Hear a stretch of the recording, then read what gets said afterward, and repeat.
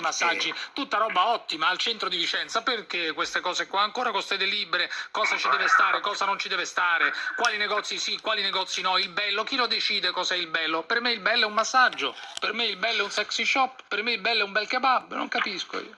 Allora, prima di tutto non lo decido io da solo, nel senso che abbiamo fatto tutto. Questo lo sappiamo, lei non c'è la dittatura, non c'è la sua dittatura, ancora non siamo arrivati alla sua dittatura. Anche se dei suoi colleghi hanno addirittura scomodato le leggi razziali. So che a lei può piacere la dittatura, no? So che a lei può piacere, insomma, no? Io cerco di guardare avanti, e non indietro. Però lui qualcosa di buono l'ha fatta il signor Mussolini, magari, no? Qualcosa di buono. Quello lo riconoscono tutti, penso che lo riconosca anche Parenzo, insomma. Cioè, che cosa? Che Mussolini ha fatto qualcosa di buono? Qualcosa di buono l'ha fatto Mussolini. Ha detto buongiorno a qualcuno? Ha detto buongiorno a qualcuno? Guardate, allora io veramente... No, ma che ha fatto di buono? Scusa, Giorgio, adesso sono curioso. Che ha fatto di buono? Non ha fatto niente Mussolini di buono.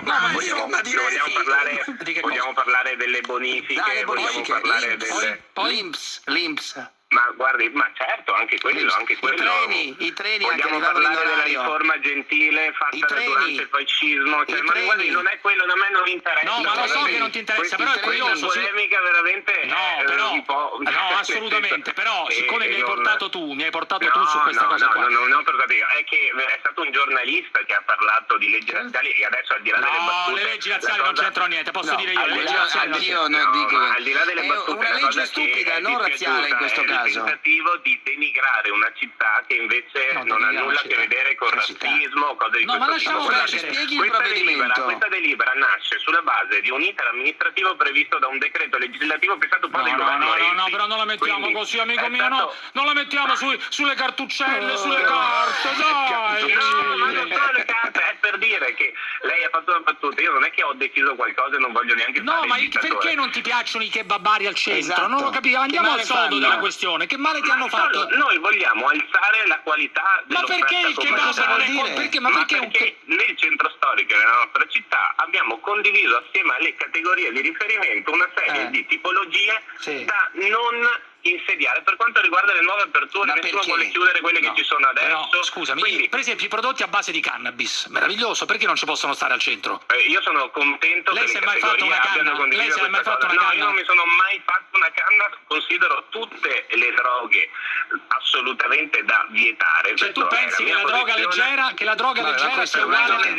Per me non esiste una distinzione fra droga leggera e un altro tema questo. Ma come fai a dire che non esiste? Mi spaventa molto di più quello che... Ci sono fior di medici che dicono che la droga è droga e fa tutto male, e dovremmo anche dirlo tutti. Ma mi spaventa molto di più. Lei, se si facesse invece una cannetta ogni tanto, capirebbe, perché le tornerebbe la lucidità, non ho bisogno di alienarmi dalla realtà né per rilassarmi né per divertirmi. Ma vietare il kebab è una roba idiota. Di alienarsi dalla realtà per vietare il kebab o per rilassarsi, si farà le canne. Vietare il cibo è una roba idiota. Perché il kebab no? Questo spiegami, perché il kebab no? Lasciamo perdere il sexy shop. Sul tema del kebab, vede, cioè il kebab è considerato come attività artigianale. Ma tu lo mangi o no il kebab? Lo mangi o no il kebab? No, non mi piace, ma questo non è che si fa in base. Perché gli altri non lo possono mangiare al centro storico. Gli altri lo possono mangiare tranquillamente. Non al centro storico però, non al centro storico. Ma perché io vado ai matti? Ma guardi che spesso e volentieri creano del degrado. Perché i sexy shop no, amico mio? Perché i sexy shop? Perché un vibratore non può essere venduto nel centro storico? Tu usi i vibratori? Li usi i vibratori? No, io non uso i vibratori, non ho bisogno di usare i vibratori. Ma perché? Ma voglio anche questo. Non ho bisogno. Ma perché? Ma niente canne.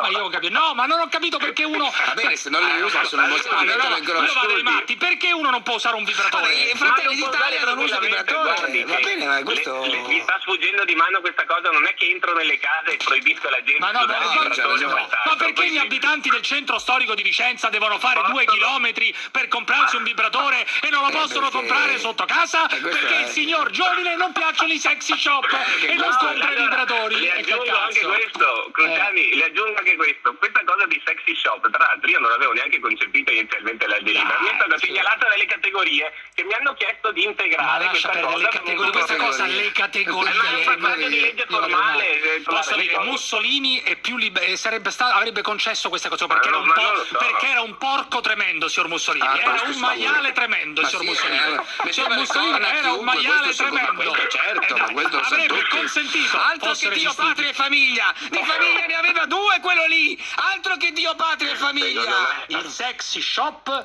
deve essere sotto casa, preferibilmente sotto. Se un cittadino del centro storico di qualsiasi città italiana vuole un sexy shop, a parte che ormai si ordina tutto online, ma comunque lasciamo bene, se qualcuno si vuole comprare una cosa, come dire, di persona, non capisco perché un centro storico non lo si può fare. Vabbè, d'accordo, bene, voi avete deciso così.